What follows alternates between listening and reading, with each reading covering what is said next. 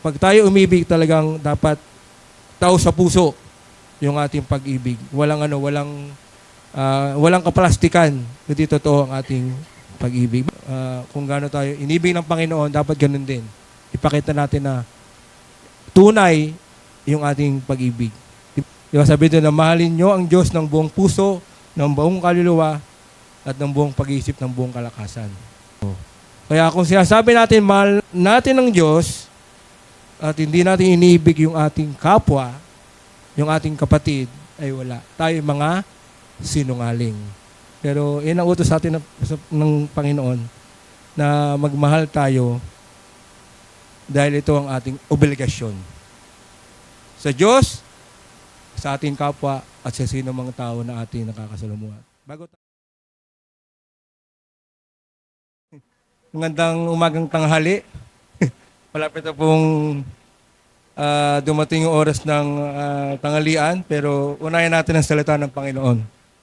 Ngayon po ay nasa bago tayong buwan, bagong tema. Ang ating pong tema ngayon ay Living Out God's Command to Love Others Sacrificially. Yan po yung ating tema.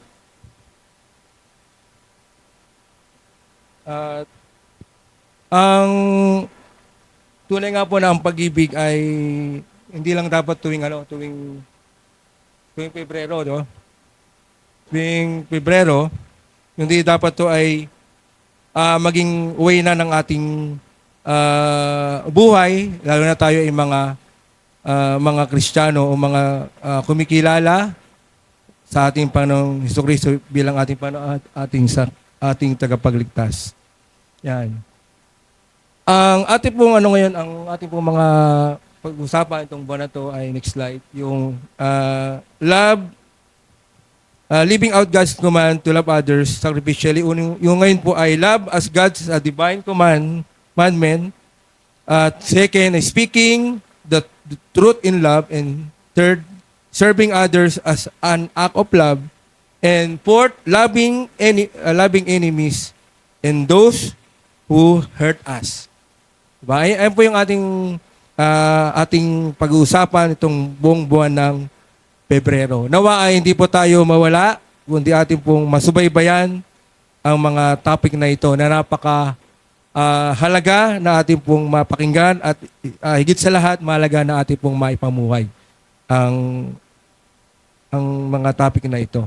Ang ating pong text ay sa Matthew, saka sa John, yung ating pong text. Sa ating pong panimula, bago po nangyari yung sa John 13, na sinabi ng Panginoon, doon sa, bumalik po, John 13, ito po yung sinabi dyan, sumagot si Jesus, ibigin mo ang Panginoong mong Diyos ng buong puso mo, buong kaluluwa mo, at buong pag-isip mo. Ito ang pinakamahalagang utos. Ito naman ang pangalawa. Ibigin mo ang iyong kapwa gaya ng pag-ibig mo sa iyong sarili. Sa dalawang utos na ito, nakasalalay ang buong kautusan ni Moises at ang katuruan ng mga propeta. Sa John, John 13, isang bagong utos ang ibinibigay ko sa inyo. Magmahalang kayo kung gaano ko kayo minahal, gayon din naman magmahalang kayo kung kayo'y may pagmamahal sa isa't isa, makikilala ng lahat na kayo'y mga alagad ko. Ang talatang ito ay binanggit ng Panginoon Jesucristo na pagkatapos na sila po ay naghapunan. Yung tinatawag na, ito yung parang Last Supper nila. Dito yung naganap yung kay Judas na siya yung magkakanulos sa Panginoon. Dito rin naganap kung paano yung mga paa ng mga alagad ng Panginoon ay kanyang hinugasan yung paa niya, ang paa ng mga alagad. Dito ay nabanggit ng Panginoon na malapit na siyang ipako sa krus. Itong chapter 30 na ito na ating pong binabasa ngayon. Kung baka sa ay parang huling habilin niya na siya ay alis na at sabi niya sa kanyang mga alagad, kayo ay magmahalan. Pero itong word na to ay hindi na po ito, sabihin, ito ay utos pa noon sa Deuteronomy 6:5. Diba, sabi doon na mahalin nyo ang Diyos ng buong puso, ng buong kaluluwa, at ng buong pag-iisip, ng buong kalakasan. Kaya ito po yung ating pag-uusapan ngayon na tayo ay merong obligasyon na mahalin ang ating kapwa o mahalin ang iba. Kahit na hindi sila kaibig-ibig. Kahit sila ay kamag-anak mo, mahal mo sa buhay, may mga ano sila, may mga kahinaan, may kakulitan, katulad ng nanay ko. Ganun lang. In spite na ganun yung ano niya, ay talagang kailangan mong mahalin. Kahit na ganun yung diba? Sabi nga rin, mahalin mo yung kaaway mo. Diba? Pero yun ang utos sa atin ng Panginoon na magmahal tayo dahil ito ang ating obligasyon. Sa Diyos, sa ating kapwa, at sa sino mga tao na ating nakakasalamuhan. Bago tayo magsimula, tayo po ay magsiyo tayo po yung manalangin. Dakilang Diyos, salamat po sa pagkakataong ito na kami ngayon ay narito upang sambahin ka sa espiritu at katotohanan ng iyong salita. Kaya po ang siyang manguna, yung pong pakikinig sa iyong salita. So umagang ito. Amin munang iwaksi ang maaring bumagabag, gumulo sa aming isipan, kundi aming itoon ang aming puso, ang aming isipan sa iyong salita. Salamat po, O Diyos, itong aming dalangin sa pangalan ni Jesus. Amen. Yan. Tayo ay merong obligasyon na mahalin ang iba. Ito po yung tatlong pag-uusapan natin, ang tatlong puntos na nais ko pong ibagi sa inyo. Una, ang inaasahang pagmamahal, ang halimbawa ng pag-ibig, ang patunay sa magitan ng pag-ibig. Yan. Pag sinabing obligasyon or tungkulin, talagang dapat mong suwayin o gawin. Command. Ito ay command. Sabihin, pag utos, talagang gagawa ka ng aksyon. Kaya nga utos gagawin mo. Parang parang sa mga magulang, di ba? Inuutos sa yung anak mo. Kasi utos mo, gawa mo. Di ba? Nagaganon ba yun? Inuutos mo, pero ikaw pa rin ang gagawa. Di ba? Pero ang ating Panginoon, inuutos niya sa atin, lalo na sa mga alagad, na sila ay, mag-away, sila ay magmahalan. Yan, magmahalan. Ang sabi diyan sa ating unang point po natin, unang point natin ay, ang inaasahang pagmamahal na ibinigay sa atin ng Diyos. Sabi diyan, isang bagong utos, ang aking ibinibigay sa inyo na magmahalan kayo sa isa't isa. Kailangan din nating paalalanan na ang pagmamahalan sa isa't isa ay hindi optional. Diba? Hindi to wala kang pipiliin ng iibigin. Diba? Pero tayo ay namimili tayo kung sino yung ating mamahalin. Tama ba? Mamahalin mo lang yung maganda, mabait, lahat ng positibo na nakikita mo, mamahalin mo. Pero pag hindi maganda, ano gagawin mo? Ayaw mo, galit ka. Di ba? Galit ka doon sa hindi mo gusto yung itsura. Hindi mo gusto yung ugali. Pero kasama mo sa simbahan. Kasama mo sa katabi mo.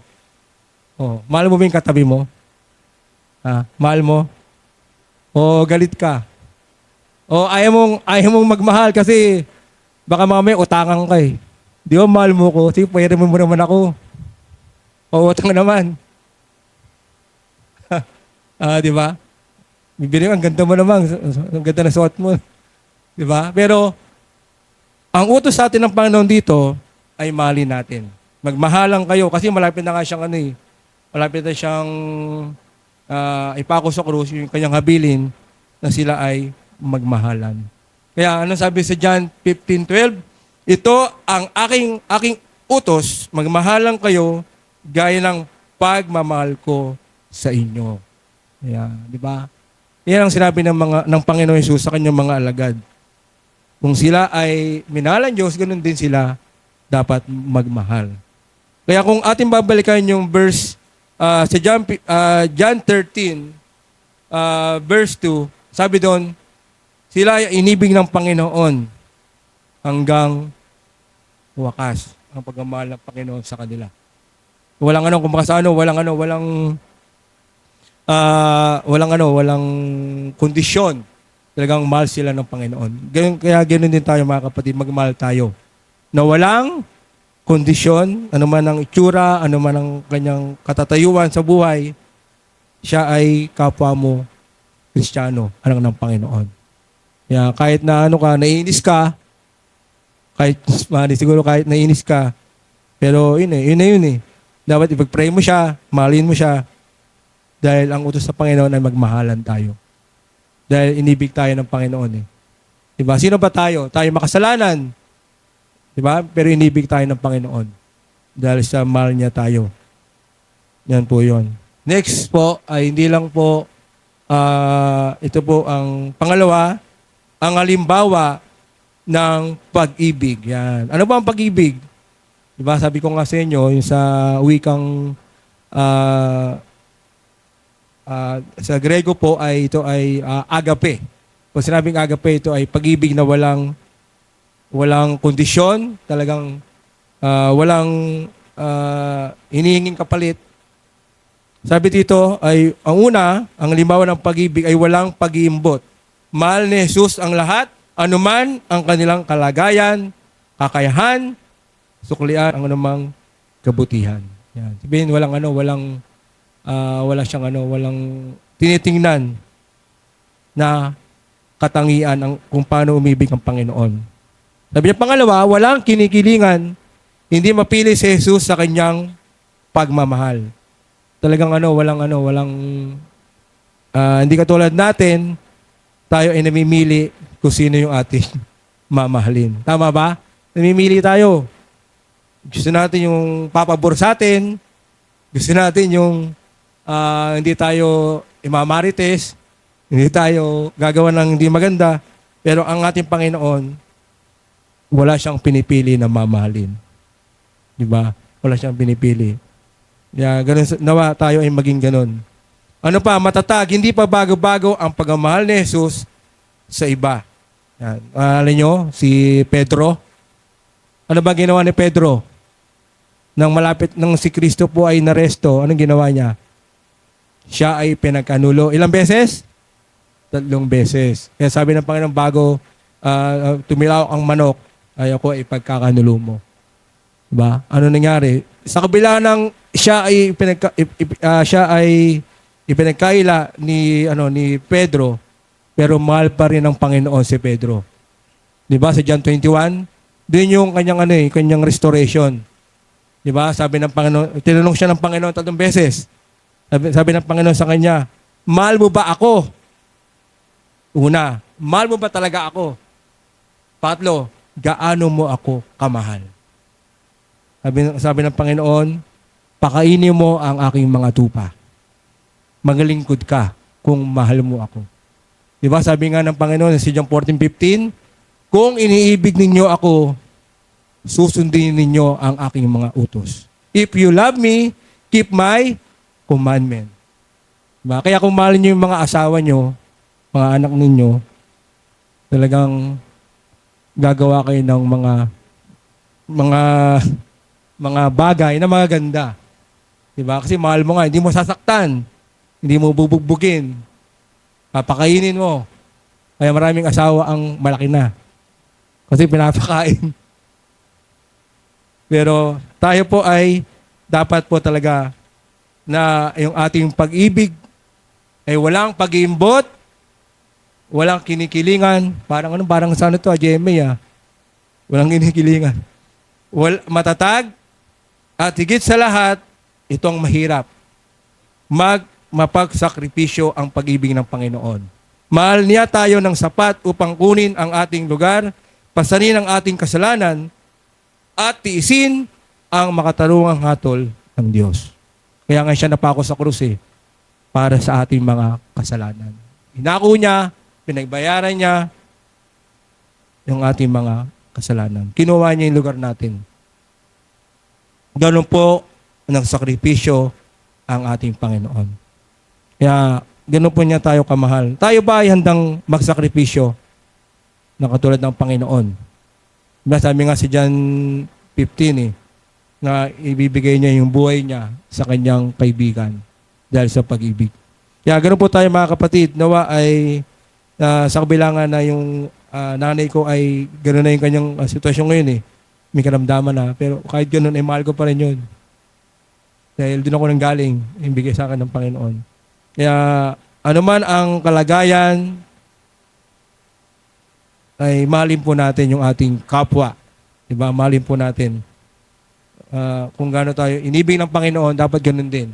Ipakita natin na tunay yung ating pag-ibig. Diba sabi nga sa 1 John 3:18, sabi doon, huwag kayong umibig saan? Sa salita lamang, kundi sa gawa. Ipakita nyo yung pagmamahal nyo sa Panginoon. Kaya, kumusta po yung ating pagmamahal? Ano ba yung mainit pa ba yung pagmamahal natin? O nalalamig na?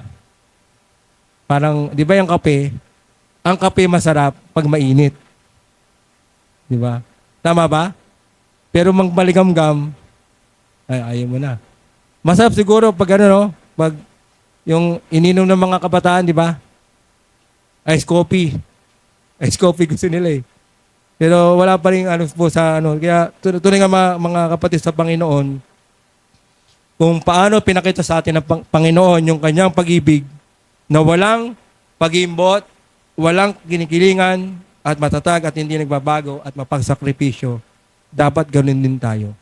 Na ipakita natin, gawin natin yung ating pagmamahal na walang walang hinihintay na kapalit, kundi talagang mali natin. Yan ang utos sa atin ng Panginoon. Sabi nga dun sa sa 1 John 4:13, kung sinasabi natin na mahal natin yung ating kapatid, pero hindi naman natin ginagawan, o hindi natin minamahal, tinampo natin sa 1 John. 1 John 4:13.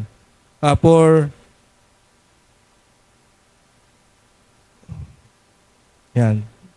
3. Yan. 1 John 3:23. Sabi dyan, 1 John 3:23, and this is commandment, that we should believe on the name of His Son, Jesus Christ, and love one another as He gave us commandment. Yan sabi ng Panginoon sa atin.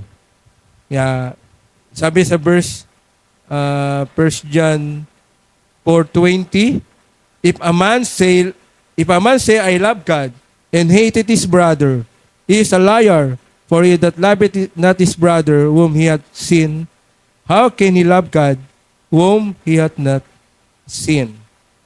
And this commandment have we from him, that he who loveth God, love his brother also. Kaya kung sinasabi natin, mahal natin ng Diyos, at hindi natin iniibig yung ating kapwa, yung ating kapatid, ay wala. Tayo mga sinungaling. Kaya, pag tayo umibig, talagang dapat tao sa puso yung ating pag-ibig. Walang kaplastikan, kundi totoo ang ating pag-ibig. Bakit po natin dapat gawin na totoo ang ating pag-ibig sa Panginoon o sa ating kapwa? Bakit po? Anong dahilan? Yan po yung pangatlo, ang dahilan. Ang patunay sa magitan ng pag-ibig. Dito malalaman ng lahat na kayo'y aking mga alagad kung kayo ay may pag-ibig sa isa't isa. Yan po yung patunay. Na sinasabi mong ikaw ay Kristiyano, sinasabi mong ikaw ay tagasunod ni Kristo, pero hindi ka marunong magmahal, ay hindi hindi natin mapapatunayan sa mundo na tayo ay tagasunod ni Kristo kung tayo ay hindi nagmamahalan. Diba? Kaya kung meron man tayo ngayong kagalit o kung meron man tayong hindi pa napapatawad o hindi pa natin kayang mahalin, ay ipag-pray natin na mamahal natin siya.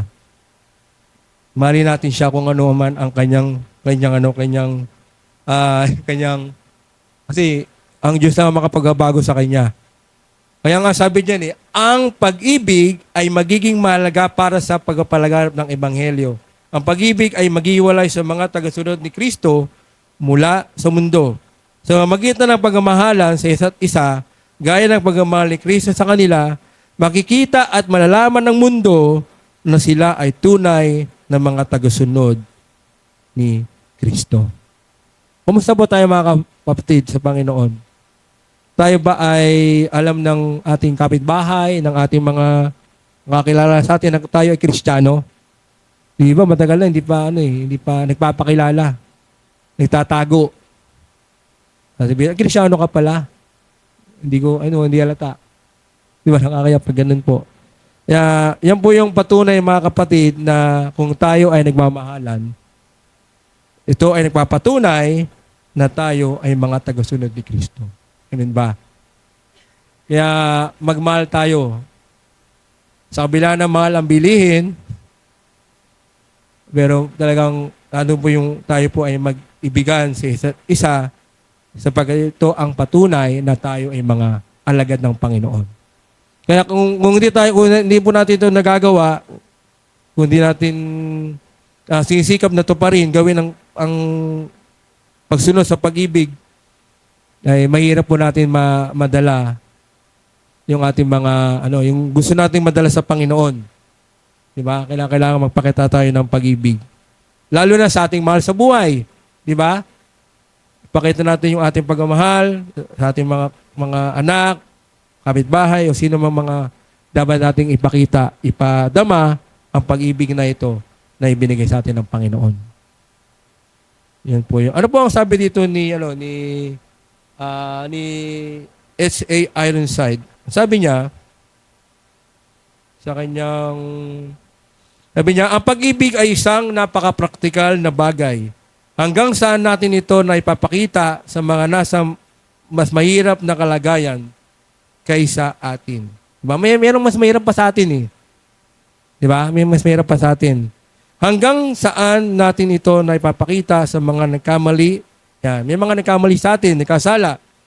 Tinatanggap ba natin na ituro lamang ang kanilang mga kamalian at batikusin at magsabi ng matitigas at hindi mabuting salita? O umiibig ba tayo sa kanila ng sapat upang lapitan sila sa Espiritu ni Kristo at sikapin ibalik sila sa Kanya? Yan. Meron tayong tungkulin sa ating kapwa, maging sa mga tao na hindi pa nakakilala sa Panginoon. Kaya kung mahal natin sila, dapat natin silang bagi ng salita ng Panginoon. I-share natin ang gospel sa kanila. Dahil sila ay mahal rin ng Panginoon, tulad natin. Walang pinipili ang pagmamahal ng Diyos, mahal niya ang lahat ng tao. Okay. Maging ang mga kapatiran natin na nagiging pasaway, pero mahalin po natin sila. Sinasabi ng Panginoon. Ano yung ating dito? Ano yung ating konklusyon? Tayo ay may obligasyon. Anong ating mga obligasyon? Una, mahalin ng iba, ang inaasang pagmamahal, ang halimbawa ng pag-ibig na ipinakita sa atin ng Panginoon na hindi tayo minahal tayo ng Panginoon, ano man ang ating kalagayan, ano man ang ating sitwasyon, mahal tayo ng Panginoon. At ang patunay sa pag-ibig, sa magitan ng pag-ibig, na tayo makikilala ng mundo, na tayo ay mga anak ng Diyos, kung tayo ay, nag-aaway, nagmamahalan. Kaya magmahalan tayo, mga kapatid. Ano ang ating aplikasyon? Yan. Our application is, upang mahalin, tulad ng pagmamahal ni Kristo, kailangan naranasan ang pagmamahal ni Kristo sa kaligtasan. Kasi hindi mo naman pwedeng ibigay ang isang bagay na wala sa iyo. Di ba? Hindi ka pwedeng magbigay ng pag-ibig kung wala ka. Kilala mo ba si Kristo bilang iyong personal na tagapagligtas? Nagsisi ka na ba sa iyong mga kasalanan at inamin ang iyong pangangailangan para sa kaligtasan? Kung hindi pa, lumapit ka sa Panginoon para sa kaligtasan. Kaya kung meron pa sa atin dito ang hindi pa nakakilala sa Panginoon, mahal ka ng Panginoon. Iniibig ka niya ano man ang kalagayan mo, mahal ka niya at nais ka niyang makasama sa kanyang kaharian sa langit. Kaya kung hindi mo pa siya kilala personal, ngayon na ang panahon na magsisi ka, kilalanin siya, tagabi siya bilang Panginoon mo at sariling tagapagligtas, ikaw ay magkakaroon ng pag-ibig na walang pag-iimbot, walang kinikilingan, at talagang matatag at handang magsikripisyo. Yan po yun. Ano yung ating mga katanungan sa ating talakayan? Ano ang ibig sabihin ng magmahalan sa isa't isa at paano ito sumasalamin sa mga turo ni Jesus? Diba? Ano ang mga implikasyon ng utos na ito sa iyong pakikitungo sa iba? Ano po yung ating aplikasyon? Pangatlo, paano mo maisasabuhay ang mga lituntunin ng pag-ibig sa iyong pang-araw-araw na pamumuhay o buhay? Yan po yung mga tanong. Diba? Anong implikasyon sa atin ng pag-ibig ni Kristo? Meron ba tayong ating bang nadama ang pag-ibig niya? Kasi kung ating nadama yung pag-ibig ng Panginoon, magiging maayos yung ating pakikitungo sa ating kapwa. Diba? At paano natin maisasabuhay ang mga alituntunin ng pag-ibig sa ating pang-araw-araw na buhay? Yan po yung mga ating tanong. Tayo po yung manalangin. Let's pray. Dakilang Diyos, salamat po sa iyong paalala, sa iyong salita na aming narinig na tunay nga kayo po ang unang umibig sa amin kung kaya't kami ay umiibig. Yung po ang sabi niyo sa 1 John 4:19 na kayo po ang unang umibig sa amin. Kaya salamat po o Diyos sa iyong paalala sa umagang ito, sa iyong salita naming narinig. Tulungan mo kami o Diyos na talagang may padama ang iyong pag-ibig sa iba naming kapatiran, ano man ang kanilang kalagayan, ano man ang kanilang sitwasyon, ano man ang maaring may mga panahon na kami ay nahihirapan umibig, magmahal, na bakit kami ay namimili ng aming ibigin na mamahalin. Patawad po, Panginoon, kung kami ay nagkakasala sa ganitong gawain. Tulungan mo kami na maging matutong umibig, katulad ninyo, na walang kinikilingan at walang pag-iimbot at talagang totoo ang aming pag-ibig handang magsakripisyo. Sapagkat ang aming gagawin ay ikaw po'y maluluwalhati, ikaw po'y malulugod sa buhay namin. Kung ito po'y aming gagawin na totoo at wala pong kaplastikan. Salamat rin o Diyos, maging sa mga nakikinig sa online, nawa sila rin po ay napagpala, napaalalahanan ng iyong salita na kami po ay magmahalan sa isa't isa gaya ng iyong pagmamahal sa amin. Salamat po, ito po ang isang hiling sa pangalan ni Jesus sa patnubay ng Banal na Espiritu. Amen.